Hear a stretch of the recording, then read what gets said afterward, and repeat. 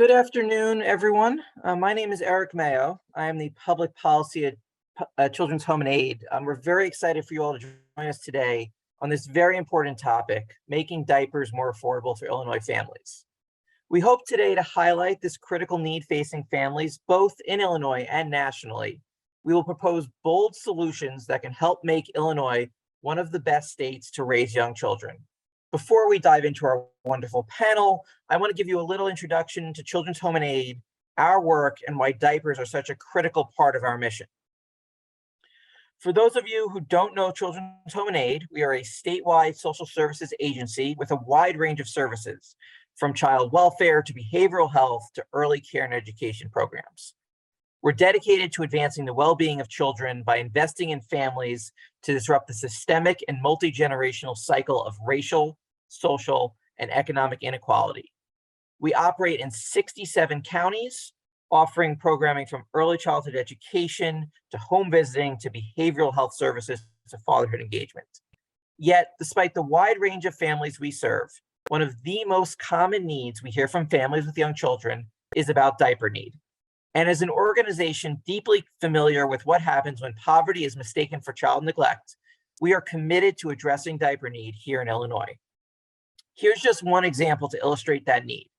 At our crisis nursery located in Bloomington, Illinois, we distributed over 50,000 diapers during the last fiscal year from June 2021 to June 2022. In July of 2022 alone, we gave out 14,022 diapers at the same location. That is 25% of the diapers we gave out in 1 year in 4 weeks. This week is National Diaper Need Awareness Week, and that's what inspired us to host this event and highlight this important topic for Illinois families. As our panel will talk about today, diaper need is a serious issue impacting 1 in 3 parents nationally, one with significant financial, medical, and emotional implications for young children and their families. A couple of quick facts on diaper need before we start. Infants and toddlers can go through up to 12 diapers per day. And for families unable to buy in bulk, diaper costs add up quickly. 2014 reports from the Center for Policy and Economic Research found that the lowest 20% of earners with young children paid 14% of their income for diapers alone, significantly more than families with higher incomes. Without clean diapers, families are unable to send their child to an early childhood program, which may result in lost wages. One study estimated that for every $1 in diaper aid a family is given, personal income for that family increases by $11.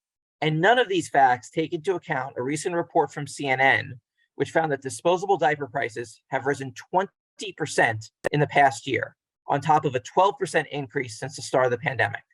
That's a basic need for families, increasing in cost by 1/3 in 3 years. But there is a solution. We're working with great legislative partners like Senator Karina Villa and Representative Lakesia Collins from Chicago on a diaper allowance this legislative session. That's $70 a month for every child 3 or under for families earning under 100% of the federal poverty level to purchase diapers. Based on successful programs in California and Washington, our proposal will make Illinois the national leader in combating diaper need and further align us with Governor Pritzker's vision to make Illinois the best state to raise a family. Before we begin today's festivities, I'll take us through the rest of our agenda really briefly. We'll hear brief opening remarks from our panelists, and then we'll discuss diaper need and how it impacts families throughout Illinois. We'll end with a discussion about potential legislative solutions and hold some time at the end for questions and answers. If you're interested in asking a question, please utilize the Q&A feature on the bottom of your screen. And with that, I think it's about time to get started. But before we introduce our panelists and throughout today's webinar, we'll feature stories of caregivers throughout the state sharing their stories of diaper need. So we'll begin with a story from Lindsay sharing her family story with diaper need. Some months it's easier than others. But generally we do our diaper buying at the beginning of the month. He is a big boy, so he's in size 5s right now. So the more you buy, the larger sizes you get, the less diapers you get in the boxes. So it's expensive. It it gets to the point where, you know, $150 a month, and it hurts the wallet sometimes, you know, and it's a strain. It's a strain sometimes, wondering, you know, have I bought enough? Am I gonna be short at the end of the month? If I have to buy cheaper ones, are they going to give him diaper rash? It just, there's so many if, ands, or buts that goes into it. It seems like an easy thing, but it's not. It's really not. It's took us 4 different types of diapers to find ones that don't give a rash or don't leak at night. It's a whole side job in itself to try and figure it out monetarily and ideally on which is best for him. It was either last month or the month before, and I was down to a half a pack of diapers. We had about $20 between us, and had it not been for the help of Stronger Beginnings, Deb brought us the one pack of diapers that, you know, they can bring us. Had it not been for her, I would have literally probably,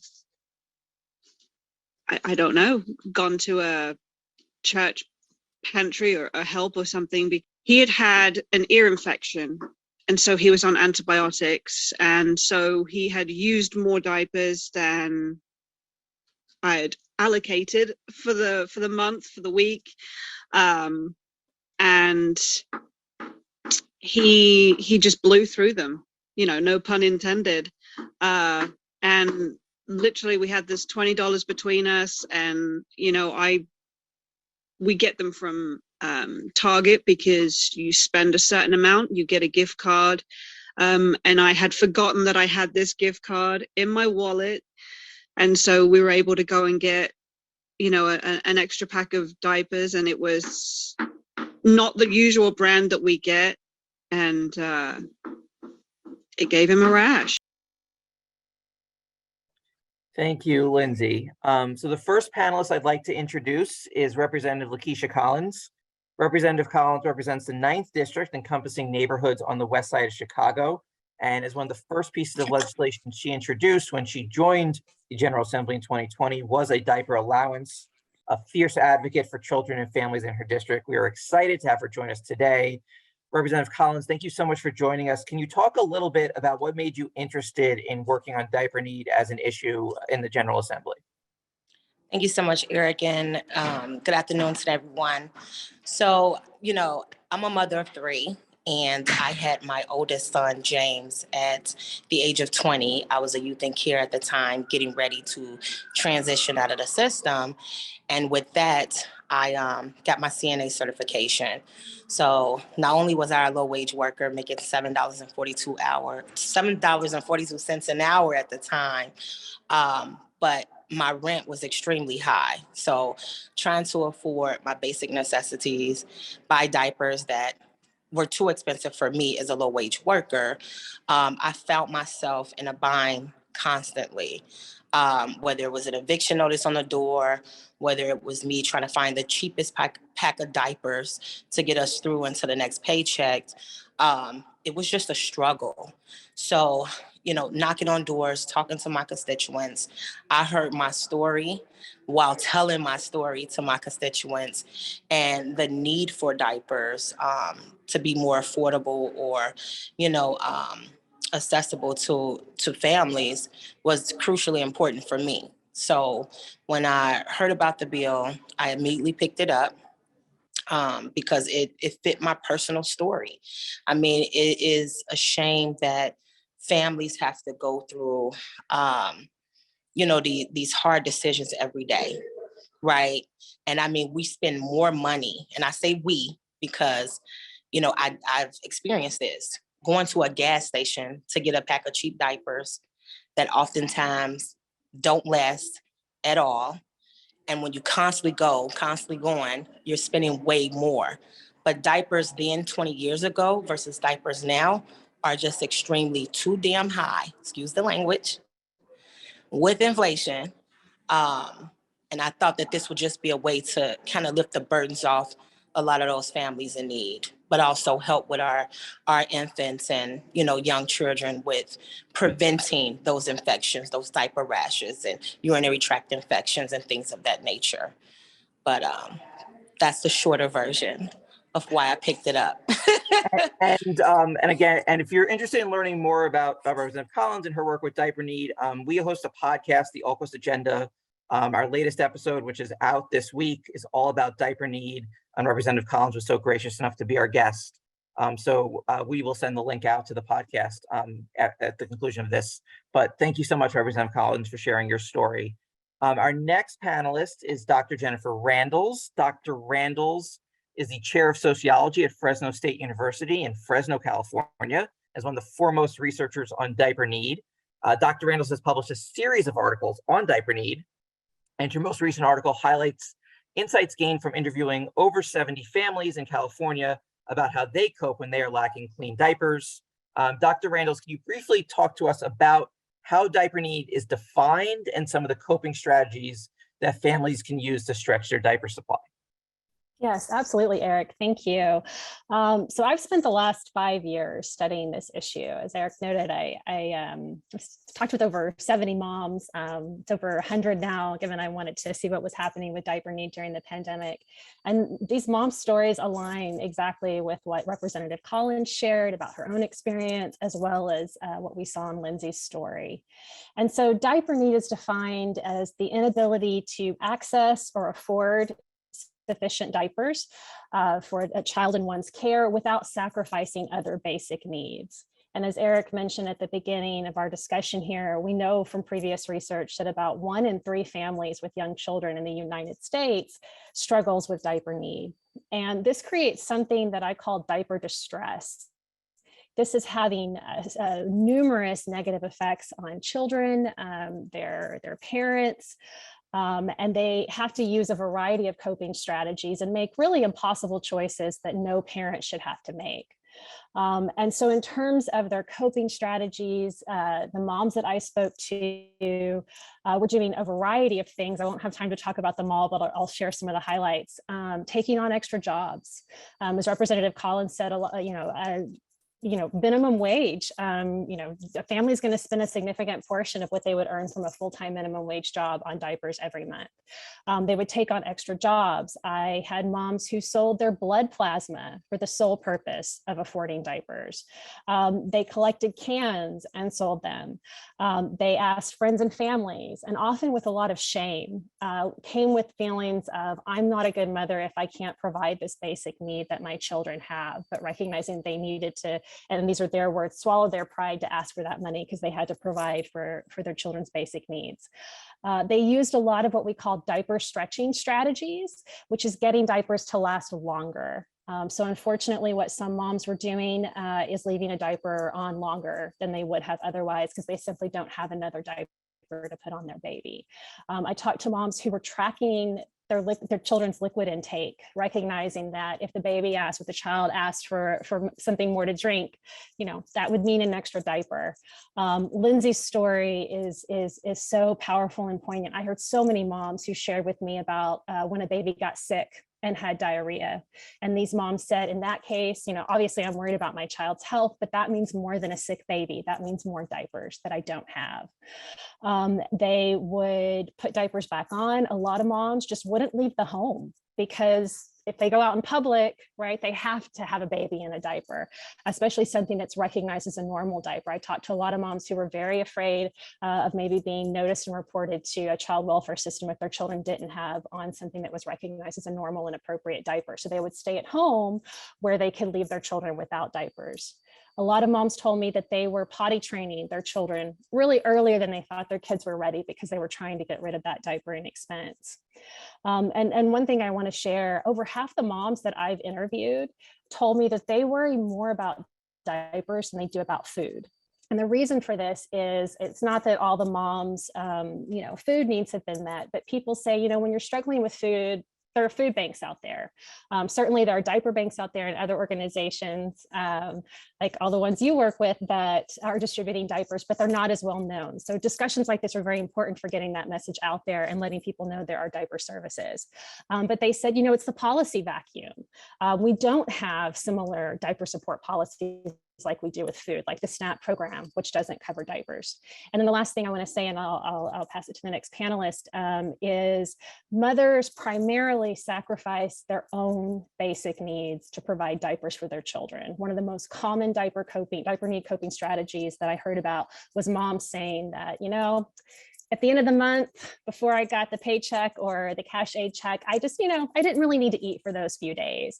And I'm just hearing moms, and again, moms that are feeling a lot of shame around this. And I want to be very clear, these are not bad mothers. These are in fact some of the most incredible mothers that I've ever had the privilege of talking to, because these are people that are going to great lengths, sacrificing their own basic needs, keeping the kind of diaper budgets that Lindsay was talking about, and really just spending a lot of physical, emotional, and cognitive labor really tracking every last diaper, because as what one mom said to me, and I'll quote her as I end here, the stress and struggles of living diaper to diaper is almost unimaginable. Thank you. Thank you, Dr. Randles, for those powerful remarks. So our next panelist is the state senator from the 25th district, Senator Karina Villa. Senator Villa is one of the most passionate advocates for children and families in her district, and is our Senate sponsor of the bill to create a diaper allowance in the state of Illinois. Senator, thank you for joining us. Can you talk a little bit about what the proposed legislation would do? Yes, Eric, thank you so much to you and everyone at Children's Home and Aid. And of course, my very dear and good friend, Representative Lakesia Collins. It's such an honor to be able to be working with all of you on this legislation, and let's get it across the finish line. So this is Senate Bill 3461, and it would provide, like you mentioned earlier, an allowance of $70 a month per child. And their eligibility criteria is that the person's household income is at or below 100% of the federal poverty guidelines, and the person is responsible for the welfare of a child 3 years of age or younger. I want to make sure to stress that this would be placed onto an EBT card, a link card issued by the Department of Human Services. And this diaper allowance can only be used to purchase diapers. We already covered how many families are experiencing diaper poverty here in Illinois. Nationally, it's said that 1 in 3 parents are experiencing diaper needs. We have to think about this as preventative care. This is so critical and important. As Representative Collins mentioned, a few of the ramifications of children not being able to be in a clean diaper, medical ramifications. As a former school social worker, this issue is of top priority to me because I saw the families that were struggling. They might have a few school-aged kids, and then the little ones at home. Oftentimes we would have to find ways to assist these families in having diapers, because they would have to come to school for an event for the older child, and we would notice that the baby was not clean, and having to have some extra diapers on hand as a social worker in the elementary schools for these moms to help them out was something that we always did. So it is urgent, and it is time for us to pass this legislation. So I look forward to continuing to work with all of you. Thank you, Senator. And our last panelist, but not least, is Dr. Kate Kuppersmith. Dr. Kuppersmith leads the Diaper and Formula Security Initiative at Lurie Children's Uptown in Chicago. Dr. Kuppersmith, thanks so much for joining us. Can you talk a little bit about what impacts not having clean diapers can have on a child's health? Yeah, absolutely. Thank you so much for having me, Eric. It's wonderful to be a part of this panel. There are so many ways that not having access to diapers can impact a child's health in a negative way. Diaper dermatitis, or diaper rash, as it's more commonly known, is a rash that develops from contact with something irritating, whether it's urine or diarrhea when a child is sick. that can be relatively mild and self-limiting, but can be severe and require antibiotics at certain times as well. This can require parents to have to take off work to bring their kids into the pediatrician's office and sometimes even into the emergency department as well. And the more serious concern from a medical standpoint with not having access to clean diapers, as Dr. Collins alluded to, was our urinary tract infections. These can be quite serious bacterial infections that are very common in the pediatric population and sometimes can be very challenging to detect early. Young children won't always show a lot of symptoms of urinary tract infections, and these kids can get very sick and can require admission to the hospital. And not only can they be acutely sick kind of right in that moment, but over time, there are some negative health outcomes associated with those urinary tract infections, whether that's some scarring in the kidney or higher blood pressure later in life. But not only is there significant medical kind of negative impacts for children, there are also significant social and psychological ramifications as well.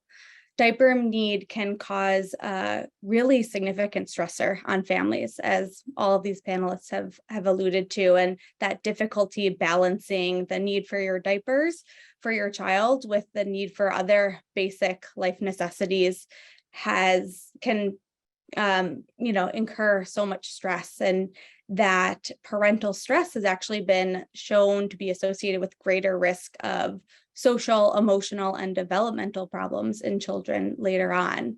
And so for all these reasons, the lack of access to diapers has a significantly negative health impact on our children and their families, not just from a medical standpoint, but also from their kind of longer term development socially and emotionally. So it definitely requires our resources and our attention.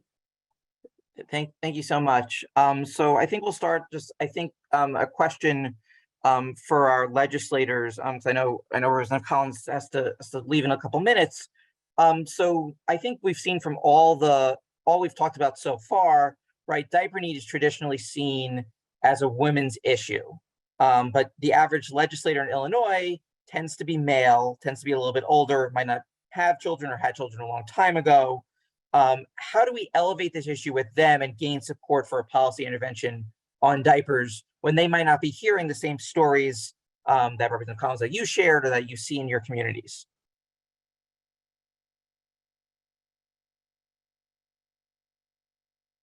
The question's for me. Either you, Representative, I'm going to go first. Go ahead. So the reality is that, I have colleagues who have families, right? And so just telling my story and,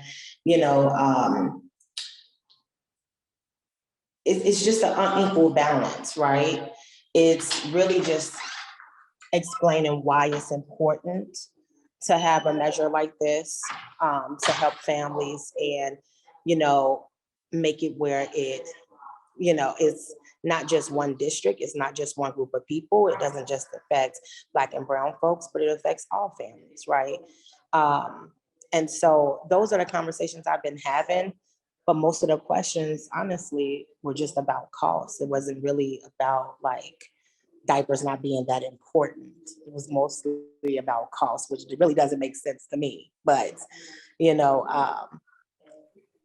if we're talking about babies, we're talking about families and all of the things that happens when, a family is under a lot of stress already.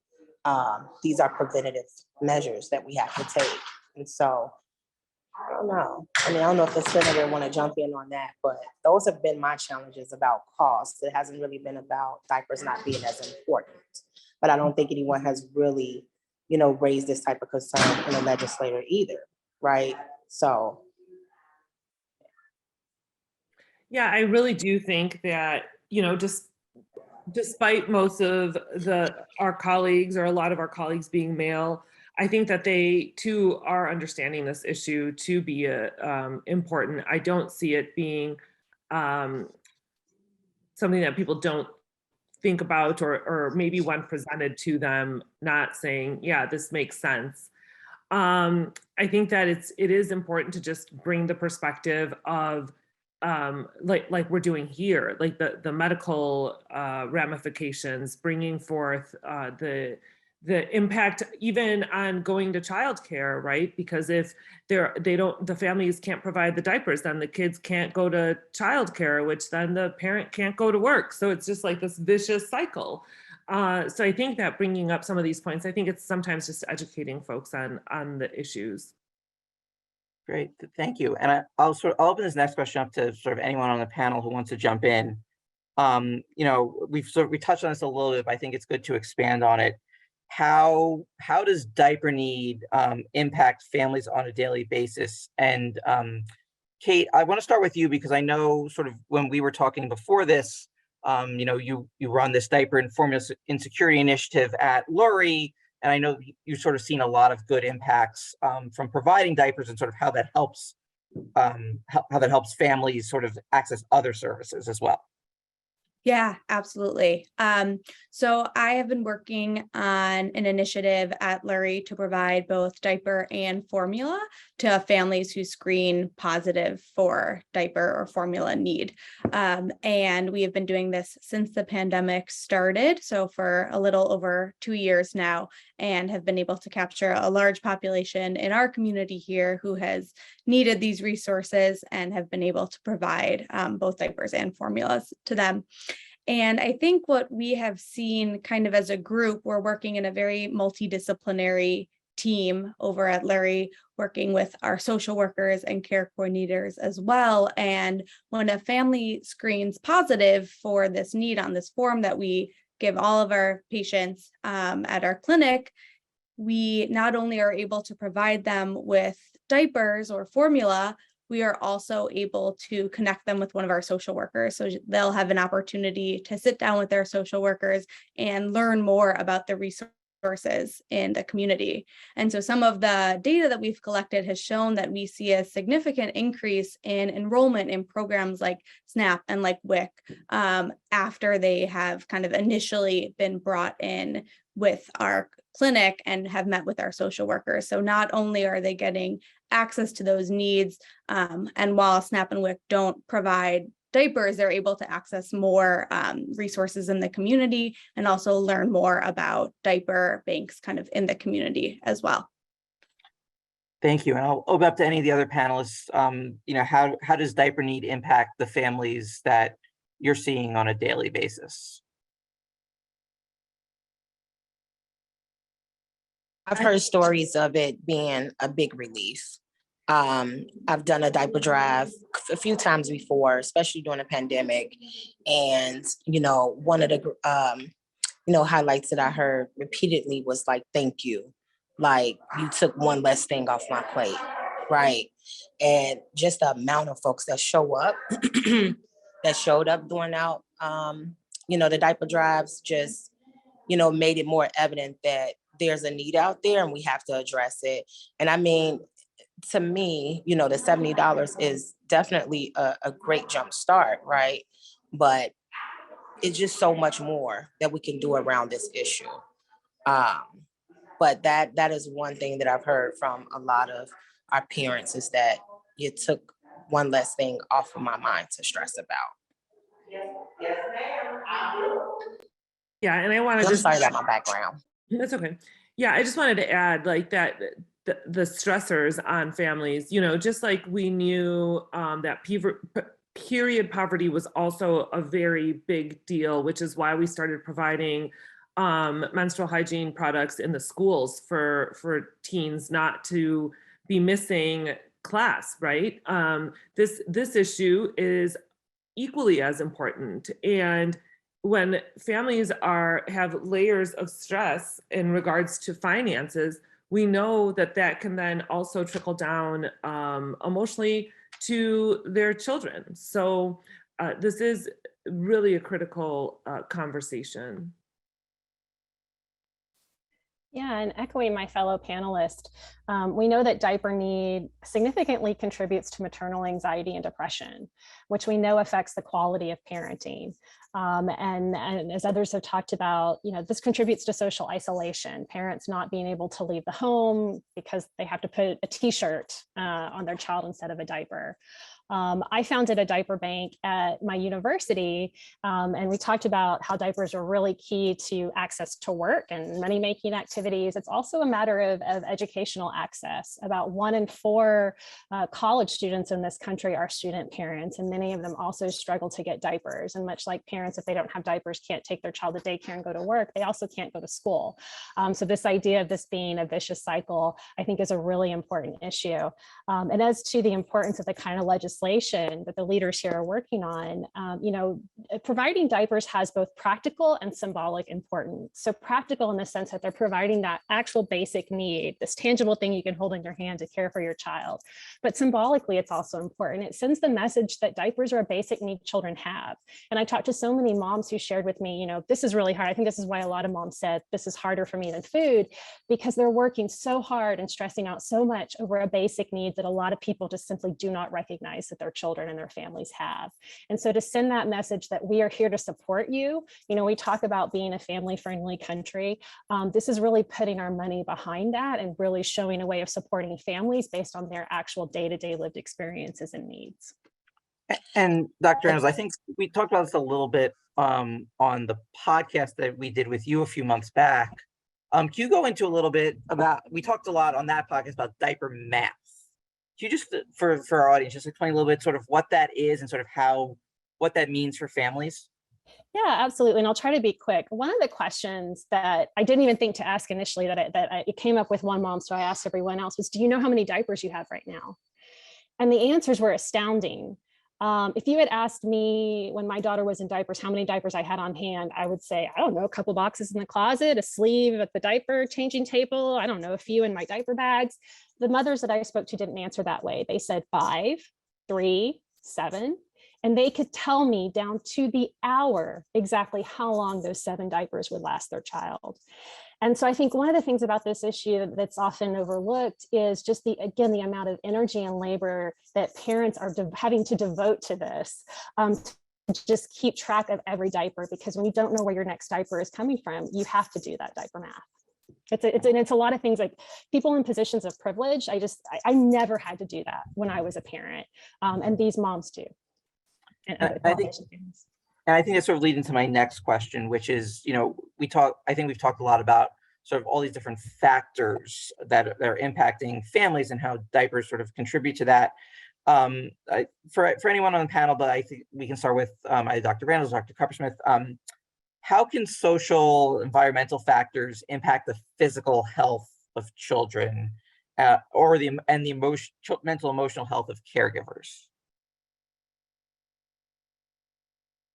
Yeah, absolutely. I can speak to that. As a pediatrician, I am an advocate for children and for their health long-term, and there is an enormous amount of research looking at life stresses early on in life that affects children and how that will impact their lives much later, much beyond the childhood period. We are seeing in families that have who are experiencing poverty, who are experiencing diaper need, that impacts parental stress. And there is significant research showing that diaper need and that stress contributes to difficulties with development, as well as kind of social and emotional behavioral problems later in life for the kids as well. And when that's compounded with other stressors in life, that can lead to many negative health outcomes, whether that's diabetes, obesity, high blood pressure later in life, depression. All of these things, we definitely see a significant link between that stress that we're seeing in parents, and then that stress gets passed down to their kids, and that will kind of perpetuate into their entire future. So it's very long lasting.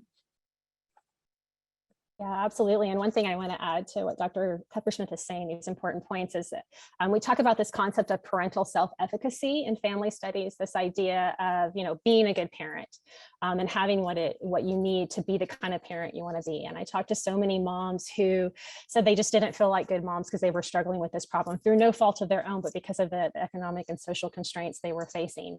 And just in the day-to-day lives of families, I talked to moms who would say, when I struggle with this and I don't know where his next diaper is coming from, I don't want to pick him up. I don't think I deserve to, because I'm not providing, one of these basic things that my family needs. And so, it's very detrimental to the caregivers, the parents' health, and as Dr. Kuppersmith and others were saying, the children, just those family connections and this feeling that families have of, I'm doing a good job and I'm doing everything that I need to provide for my children. It really does chip away at that. And then go ahead, Representative Collins. No, I was just going to add on to that, just, coming from someone who lived through that, right, as a mother, it's the dignity of the child, having to watch your child sit in a, soaked diaper and, just knowing that they're vulnerable, right, and not wanting to, force them to potty train early, but most cases people do that. Right. And that comes with the emotional abuse and, the child feeling like they did something wrong when really they didn't. And it's really just an economic barrier. But I think a lot of that, too, being a mom and feeling like you're not a good mom is not being able to provide. But like the doctor said, it's really, everything to do with like your job and the environment that you're in. And so I just wanted to add that on. Thank you for that. And I'll close with one question. This is to our legislators. Representative Collins, you brought this up a little bit earlier in one of your answers. I think one of the things I know when we talk to legislators about this is the cost of providing such an allowance to families. So I want to sort of ask you both, how you would approach, how should we talk to legislators about sort of the cost impact of this, what would you say to your colleagues about how this would impact families? Yeah, if we give the relief now, then we actually save in the end, because you save the emergency room visits for the child that has the infections, right? From diaper rash, urinary tract infection. You save the parent from going to the emergency room from the stress that causes strokes, heart attacks, and even death, right? It's this, the $70, it prevents us from having to pay more into these different pots of money, because we're helping to ease the burden off these families to prevent some of these negative impacts from them not having this, right? And again, it's not a whole lot, but it's something. It's extra money that they can have in their pockets to do something else that needs to be taken care of, right? That's what I would say. Absolutely. I just want to completely echo what Rep. Collins has said and remind folks that with this cost of inflation that families are going through, more and more families are beginning to struggle. Maybe there had been just one segment of the population who had struggled previously, but now with inflation and salaries not catching up as quickly as we would like, more and more children are going to have to be going through this struggle. And as legislators, it is our job to care for the most vulnerable people in society. And babies are the most vulnerable people in society. I think it'd be very hard to and so I really think that we have to make some priorities and some really important decisions about taking care of the babies. Great. Well, again, panel, thank you so much for this wonderful discussion. I think we're going to have some questions from the audience in a little bit. But before we do that, I wanted to share another video of another caregiver struggling with diaper need. This is Chanel. I'm sharing her struggle with diaper need and her hope for a solution for families. I have a now 3-year-old who attends Children's Home and Aid. I wanted to just share a piece of my life as I raised my daughter from newborn to now a toddler. When she was much smaller, I struggled with trying to figure out how I would offset the cost of diapers, what I could do to make it a little bit more affordable for me. My solution came to I had to get a second job. When she was much younger, I just remember the price of diapers being like $50 or more for a box of maybe 128. It was very heartbreaking as a new mother to sit and wonder, did I make the right decision? Can I really afford taking care of a child? Can I do this? There's so many programs out for other assistance, but nothing to help kind of offset the cost of diapers.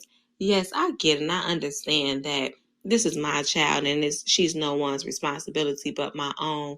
But to see that there are so many other programs to assist families, primarily with children, and there was nothing to offset or help with diapers, it was just heartbreaking. My daughter went through approximately 8 to 12 diapers, I think it was.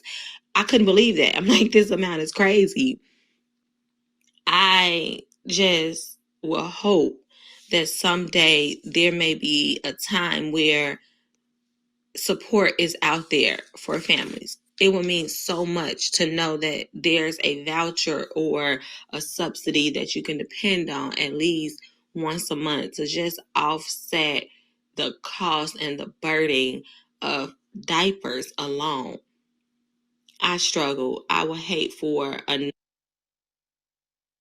another parent to go through what I went through, especially a first-time parent with not much guidance and feeling overwhelmed already.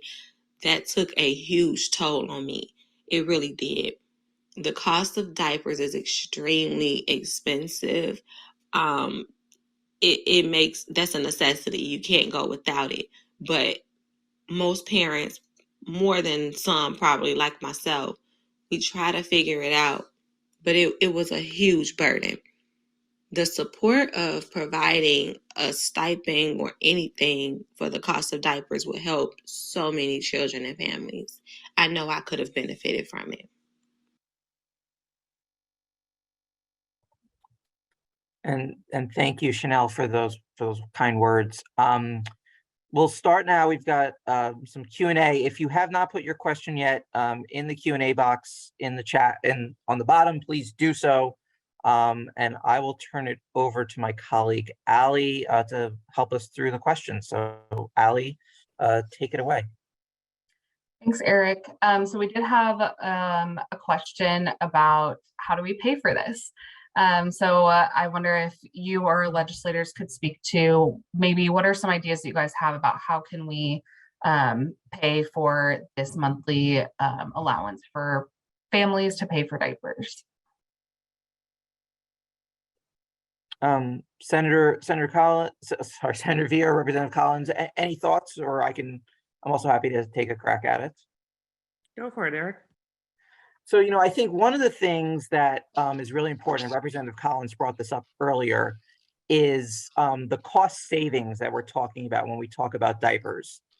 So there's, I think, two really important facts that come up when we talk about this. So one, they're both from a study that was done a few years ago in Connecticut. And what the study basically said was there's two main benefits to diaper aid. So one is medical costs. And this study said a family per year could save $1,500 a year in medical costs if they were just supplied with clean diapers. And the second, which I had mentioned earlier, was you give a family $1 in diaper aid, their personal income increases by $11 because they're able to go to work or to school because they can put their child into a daycare program because they have those clean diapers.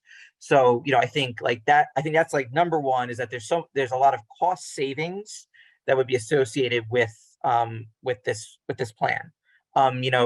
We've been very lucky in the state over the past few years, or past year really, seen increase in our general revenue funds. What we're talking about here is less than 1% of the total state budget. So as the legislators have said, this is about protecting our most vulnerable families. And that's something as a state we can prioritize through our budget. Senator Villa, Representative Collins, I don't know if you wanted to add anything to that. I was thinking the general revenue fund, but I wasn't gonna say that if, but I do think that it could come from there. I do know we have to, there's still some talks that need to be had with the layout of it. But I don't know, Senator, you want to take a crack at that too? I think that when we're doing budget negotiations, this is what it's about. It's about highlighting some of the concerns that we're seeing in our community and saying this is why this would be an important thing for us to put in the budget. So it's obviously Rep. Collins and I are just two members of the Illinois General Assembly. There's quite a few others that we'll have to make sure are aware and become champions of getting this done. Thank you both. Great. We had another question about how can we, is there a list of organizations or places to send people? And so I just wanted to mention, I did answer it in the Q&A, but after the webinar, we will be sending out a list of diaper resources with a map of where those are for people to access and send out to anyone who might need those diaper resources. So I wanted to mention that before I went on to the next question. So we did have a couple of questions asking about has there been discussion around this bill as well to extend the monthly diaper allowance for children and adults with disabilities that require diapers beyond the age of 3? I wasn't sure, Eric, or if any of our legislators or panelists wanted to speak to that as well. I'm happy to start, and then if folks want to add on. In this particular bill, I think we were focused on sort of the youngest, our youngest members of the state of Illinois. I do know that there is federal work being done to make diapers a Medicaid eligible expense. This is going to be, when we talk about diapers and diaper need generally, right? Like this is a multi-pronged effort, right? There are some efforts at the federal government to provide some additional funding to diaper banks to make diapers, again, a Medicaid eligible expense, to make diapers eligible for HSA spending. So it's going to take a couple of different levels of government to make this work. And I think that's one of the conversations that will be had, is sort of how because diaper need isn't, we're highlighting, for younger folks. But I do think like there's a need for diapers sort of all across age groups. And it's something to look into sort of as we move forward. And I know that earlier we talked about the budget and where the money was going to come from. So I think that when you start like a little bit smaller, it's kind of our getting our foot in the door and trying to see, like, then do an evaluation of how the program is going, how many families it has impacted, what the need has been. And then looking at adding additional ages in the future based on what we see as a need, I think would be important to do, to keep track of that.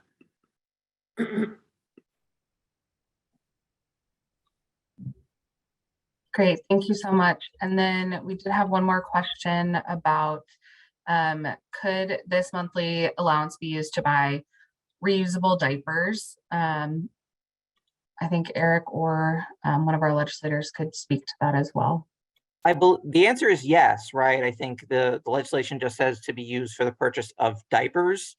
I think actually, Dr. Randles, I want to bring you in for a second, because I know in some of your research, you've talked to parents about cloth diapers and sort of their how they've tried to use cloth diapers, sort of the challenges with cloth diapers.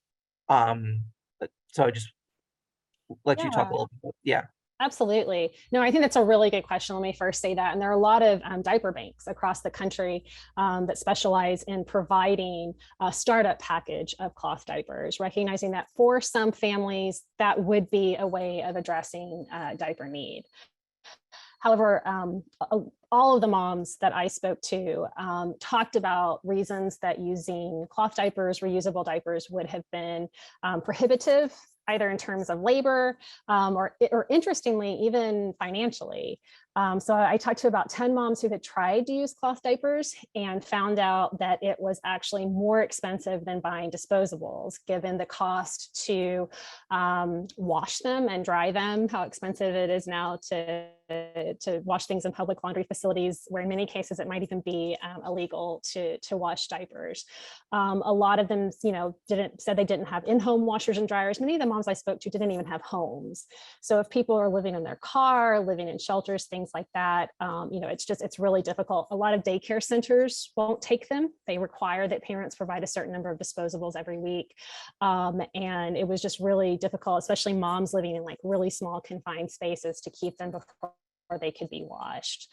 So again, I think a really great suggestion for families for whom that would be feasible, but for a lot of families, I think it's not something that would work out for them right now. Great, thank you so much. And thank you to everyone for your questions. I know there's a couple we didn't get to.